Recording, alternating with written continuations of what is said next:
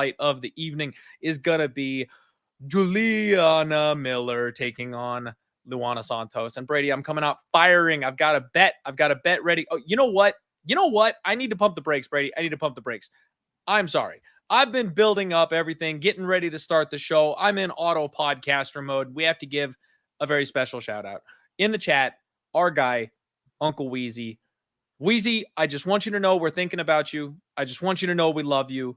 Saw the bad news on Twitter, unfortunately. And you're loved, man. You're loved by the community.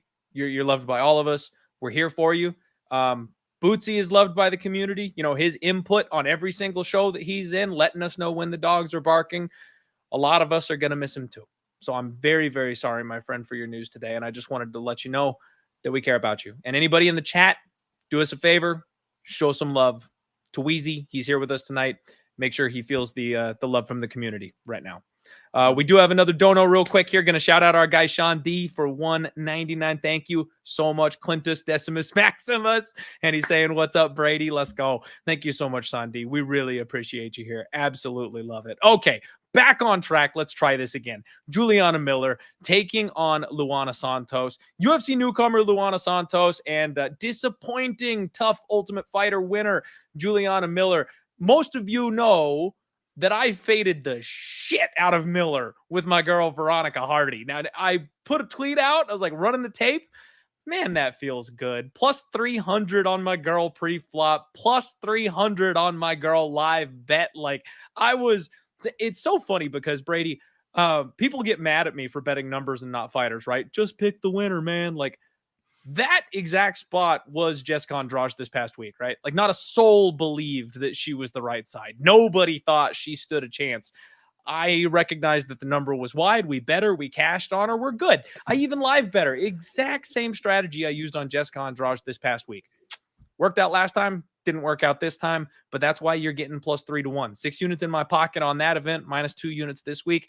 I think I came out on top, but that's the strategy, right? We're looking for those types of spots, man.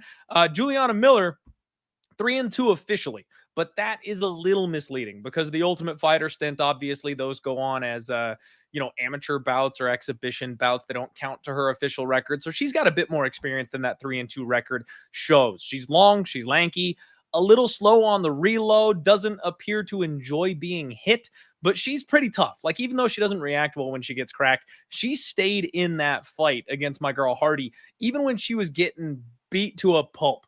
She's a bit of a size bully. So she struggles in the pocket, but once she gets her hands on you, strong body lock, good underhooks. She's good and solid from wrestling top position. She can scramble pretty well, and she's dangerous from bottom also, Brady. She's definitely a submission threat. She's got those long legs. She looks for arm bars. She looks for triangles. Even back in the Hardy fight, there was a split second where my breath caught, because I was like, oh my God, she's got an armbar.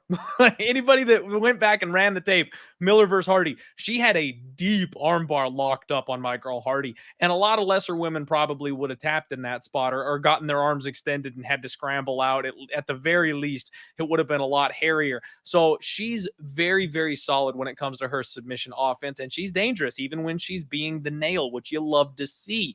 I think this is a recency bias spot here, Brady. I think everybody was all in on Killer Miller, and then she got upset by the girl that nobody believed was any good, and now we're just throwing her in the bin. She's right in the trash can, and I look for those spots, and I try to hammer them as much as possible, because as soon as the public sentiment is down on somebody, that's usually when their value is at its highest. You know, Luana Santos, 5-1, UFC debut. She's 23 years old, coming from LFA.